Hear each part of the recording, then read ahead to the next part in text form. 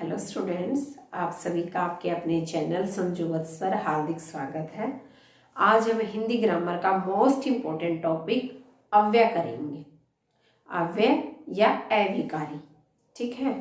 तो पहले तो हमें ये पता होना चाहिए कि अविकारी या अव्यय शब्द कहते किसे हैं, कौन से होते हैं अविकारी शब्द। अविकारी शब्द वो शब्द होते हैं जो लिंग वचन काल के द्वारा परिवर्तित नहीं होते, जो किसी भी परिस्थिति में लिंग वचन काल के कारण परिवर्तित, जिनमें कोई भी चेंज नहीं आता।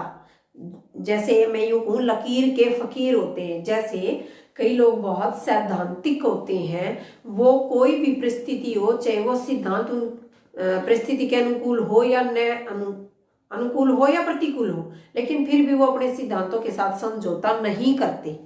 उन्हीं सिद्धांतों पर जो चलते रहते, उनमें कोई भी चेंज नहीं लाते।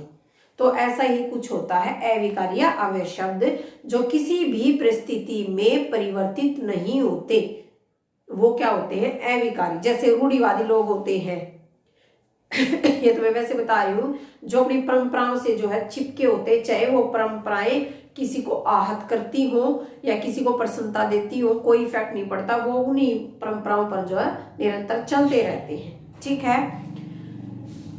ऐसे ही होते अविकारी, जो किसी भी परिस्थिति में परिवर्तित या चेंज या बदलते नहीं है, ठीक है। ये तो था इसका मतलब कि अविकारी या अव्यय होते क्या है।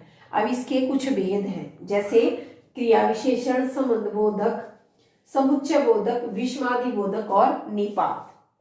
क्रिया विशेषण आप मेरी प्लेलिस्ट चेक कीजिए, उसमें मैंने बहुत डीपली करवाया हुआ है कि क्रिया विशेषण होता क्या है। यानी कि क्रिया की भी विशेषता बताने वाले शब्दों को क्या कहा जाता है, क्रिया विशेषण कहते हैं, ठीक है। क्रिया विशेषण अब ब्रीफली बता देती हूँ आपको। जैसे क्रिया विशेषण में काल क्रिया विशेषण, जिसमें समय के बारे में बताया जाए, ठीक है ना। उसमें अगर हम क्वेश्चन में कब लगा के आंसर मांगते हैं तो हमें आंसर मिल जाते, जैसे अभी अभी, इसी समय, कल, परसों, आज, सदैव, हमेशा, ठीक है। ये जो है क्रिया विशेषण के काल में आते हैं। स्थान में ऊपर, नीचे, आगे, पीछे, ठीक है, ये स्थान में आ गई। परिमाण में क्या आएंगे, कितना, क्वांटिटी हमें जो है परिमाण में पता चल जाती है।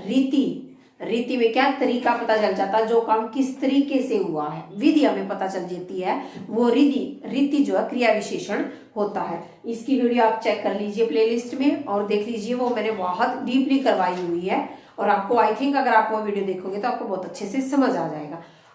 एक वीडियो में मैं ये सारे भी करवा सकती थी, अगर एक ही वीडियो में कराती एक तो वीडियो बहुत ज्यादा लंबी हो जाती, और दूसरा क्या होता कि आपको वो अच्छे से समझ नहीं आता। आज क्रिया विशेषण मैं करवा चुकी हूँ, आज हम करेंगे संबंध बोधक। हर वीडियो में मैं यही बताती हूँ कि आप शब्द को लेकर चलिए, शब्द का पहले मीनिंग निकाल लीजिए ताकि आपको समझने में आसानी रहे। संबंध माने रिलेशन, बोधक बोध कराने वाला, जो संबंध का ज्ञान करवाता है, बोध माने ज्ञान करवाता है, वो क्या कहलाएगा, संबंध बोधक, जो रिलेशन का ज्ञान कराता है, ठीक है। इसके भी जो है संबंध बोधक के भी कुछ भेद हैं। कितने हैं इसके भेद, 8 हैं। उसको आज हम डीपली थ्योरली पढ़ेंगे। फर्स्ट देखिए बेटा, काल बोधक, काल माने समय, बोधक जो समय का ज्ञान करवा रहा है, जिसमें हमें समय को इंडिकेट, अब समय से इन द सेंस ये नहीं है कि भाई समय का ये बता दे 4 बजे, 5 बजे, उस तारीख को या उस तारीख को, ऐसा नहीं, क्योंकि ये तो बहुत इजीली हो जाएगा। अगर ये तो खुद ही इंडिकेट करेगा कि ये काल बोधक है, ठीक है। और एग्जामिनर कभी भी इजी चीज हमें नहीं देता, हर चीज हमें घुमा फिरा के देता है। तो काल बोधक में क्या आएगा बेटा, पहले हम इसके चिन्ह देख लेते हैं। से पहले, के बाद, आगे पीछे। अब आगे पीछे आप कहोगे कि भैया तो या तो दिशा होगी या स्थान होगा, तो हम जब इसको सेंटेंस में देखेंगे तब आपको समझ आएगा कि मैंने उससे पहले अपना काम कर लिया, या मैं उससे पहले अपने घर आ गया, मैं हमेशा उसके आगे चलता रहता हूं, ठीक है, वो हमेशा मेरे पीछे पीछे ही काम करता है, ठीक है। अब देखो, जैसे उदाहरण से समझ आ जाएगा आपको, रोहन से पहले मैं स्टेशन पहुंच गया, ये समय को इंडिकेट कर रहा है भाई। रोहन से पहले, समय बता रहा है कि उससे पहले मैं स्टेशन पर पहुंच गया। ठीक है, तो ये इसके चिन्ह है। अगर ये चिन्ह किसी सेंटेंस में आ जाते हैं तो आप उसको कालबोधक लगाओगे। आपको इसके जो चिन्ह है वो याद रहने चाहिए कि किस भेद में कौन सा चिन्ह लगता है या किस भेद का क्या मीनिंग है। तो काल माने समय, ये इसके चिन्ह है और सेंटेंस आपके सामने गिवन है।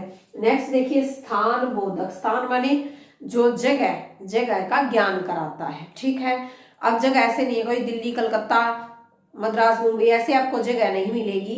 इसके भी कुछ चिन्ह देखिए, के ऊपर, नीचे, बाहर, भीतर।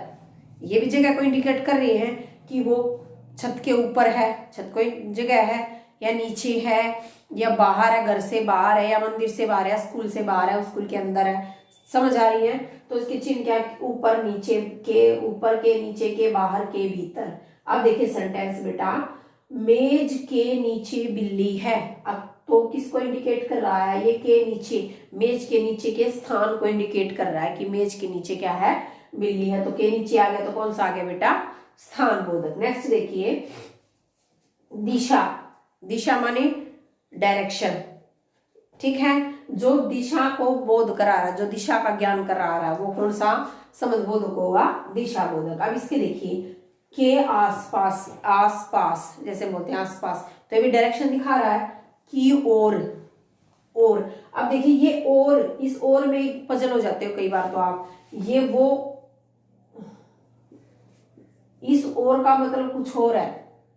ठीक है ना, ये और तो दो सेंटेंस, दो वाक्यों को एक साथ जोड़ता है। ये तो वो और है, ये कहते हैं मैं इस और नहीं जाऊंगा, इस और मेरा स्कूल है। ये वो, ये और है, ये और है। समझ आया? बोलने में भी अलग है, ये और है, ये और है। ठीक है, और इनका मीनिंग भी अलग है। तो आपने ये ध्यान रखना की और है, ये की तरफ, के समीप, है ना, मेरे घर के समीप ही उसका घर है। दिशा को दिखा रहा है। ठीक है ना। अब देखिए सेंटेंस क्या लिखा हुआ है, जंगल के आसपास क्यों घूम रहे हो। ये भी दिशा को दिखा रहा है, जंगल के आसपास से क्यों घूम रहे हो। ठीक है, स्थान नहीं दिखा रहा है, ये ध्यान रखना है आपने, ये दिशा को इंडिकेट कर रहा है। जंगल के आसपास क्यों घूम रहे हो, तो इस वर्ड पे आपने फोकस करना है। तो के आसपास, की ओर, तरफ, समीप, ये सारे किस में आते हैं? दिशा में। ठीक है, अगला देखिए बेटा साधन बोधक। साधन चैनल, जिससे हमें यह पता चल जाए इस चैनल के द्वारा या इस माध्यम के द्वारा या इस साधन के द्वारा, इस वस्तु के द्वारा ये काम किया गया है। जैसे मैंने कर्ण कारक जब आप लोगों को करवाया था उसमें था कि भी उसमें मैंने बताया था कि जिस किसी माध्यम से अगर कोई काम करते हैं और वो माध्यम अगर शो हो जाए तो वो क्या होता है? कारक। ऐसे ही है, जहां पर भी ये चीज शो हो जाए कि इसके द्वारा ये चीज की गई है, वो किस में आएंगे? साधन बोधक में। इसके भी कुछ चिन्ह है, जैसे के कारण, के द्वारा, के सहारे, ये सारे किसके चिन्ह हैं? साधन बोधक के। ठीक है, अब देखो इसका एग्जांपल, चाकू के द्वारा फल काटो। अब इसने साधन बता दिया कि फल जो है चाकू से काटो। ठीक है, साधन दिखा रहा है और के द्वारा चिन्ह आ गया। समझ आ गया? तो ये किस में आया बेटा? साधन बोधक में। अब है हेतु बोधक। हेतु बोधक जैसे हम बताएं कि इसके बिना हमारा काम नहीं चल सकता। ठीक है, हम किसी चीज को ज्यादा इंपॉर्टेंस दे रहे हैं कि इसके अगर ऐसा होगा तो ये ऐसा नहीं होगा, ये इसके साथ ऐसा करेंगे तो ऐसा होगा। ठीक है, हेतु बोधक, के बिना, के अतिरिक्त, के अलावा, ये इसके चिन्ह है। ठीक है, क्या? के बिना, के अतिरिक्त, के अलावा। जैसे भगवान के बिना मेरा कौन है, माता पिता के अतिरिक्त हमारा कोई भी सच्चा हितैषी नहीं होता, पढ़ाई के अलावा हमसे, पढ़ाई के अलावा हमारा सच्चा मित्र कोई नहीं है। ठीक है ना। तो ये जब ये किसमें, के बिना, के तृतीय, के अलावा किसमें आएंगे बेटा? हेतु बोधक में। ठीक है, नेक्स्ट देखिए संग बोधक। संग माने साथ। ठीक है ना, तो संग बोधक जिसमें साथ दिखाया जाए। ठीक है, उसी के साथ मैं ऐसा करूंगा, वो मेरे साथ ही ऐसा क्यों करता है, साथ माने संग, संग बोधक। अब इसके चिन्ह देखिए, सहित, साथ, समेत, के सहित, के साथ, समेत, ये सारे किसमें आते हैं? संगबोधक। उदाहरण से समझ आएगा आपको। जैसे उदाहरण है बेटा, सेब को छिलके समेत मत खाओ, यानी कि छिलके के साथ, ठीक है, छिलके समेत मत खाओ। तुम मेरे साथ मेरे घर चलो, ठीक है, तुम मेरे साथ साथ चलो। समझ आई? अब देखिए नेक्स्ट, विरोध बोधक। विरोध से पहले हमने केवल वर्ड को इंडिकेट करना है, वर्ड का मीनिंग समझना, कॉन्सेप्ट क्लियर हो जाए, फिर एग्जामिनर जो मर्जी एग्जाम्पल दे, हमें कंफ्यूज हम हो ही नहीं सकते अगर हमारा कॉन्सेप्ट क्लियर है। विरोध, विरोध माने किसी का विरोध करना, ठीक है ना, किसी के पक्ष में न बोलना, किसी के विपक्ष में रहना, वो क्या है? विरोध बोधक। अब इसके चिन्ह क्या है? के खिलाफ, के विपरीत, ठीक है ना, विपरीत माने भी उल्टा, खिलाफ माने भी मैं उसके विरोध में हूं, मैं उसके फेवर में नहीं हूं, ठीक है, तो वो किस में होंगे? विरोध बोधक, संबंध बोधक में। उदाहरण से देखिए बेटा, कानून के खिलाफ यानी कि कानून के विपक्ष में, अगर हम कानून का विरोध करेंगे, कानून के अनुसार नहीं चलेंगे, तो हमारे साथ कुछ गलत होगा ना। कानून के खिलाफ कुछ मत करना, के खिलाफ उसके विरोध में, और के खिलाफ आ गया तो किसमें? विरोध बोधक। यानी कि जब हम किसी पक्ष में विपक्ष में बातें कर रहे हैं, किसी के खिलाफ कोई बातें कर रहे हैं, तो वो किस में आ जाएंगी? विरोध बोधक। समता बोधक।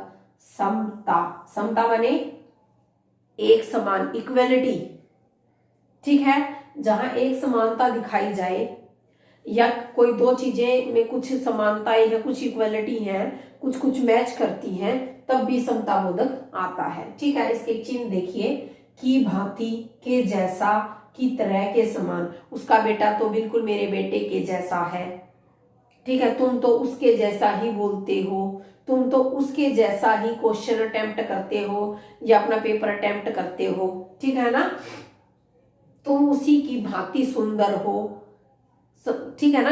कुछ कुछ कंपैरिजन हो रहा है, कुछ बातें आपस में मैच हो रही हैं, और जब हम किसी के साथ तुलना सी कर रहे हैं, तो वो किस में आएंगे? समता बोधक में। उदाहरण से समझ आ जाएगा, वह रोहन की भांति अटक अटक कर बोलता है, ठीक है ना, तो ये कंपैरिजन दिखा रहा है, उसमें कुछ आपस में कुछ बातें उनकी मैच हो रही है, तब कंपैरिजन, और कंपैरिजन करने वाले जो कुछ चिन्ह है, कोई वर्ड है, वो वर्ड किस में आएंगे? क्षमता बोधक में।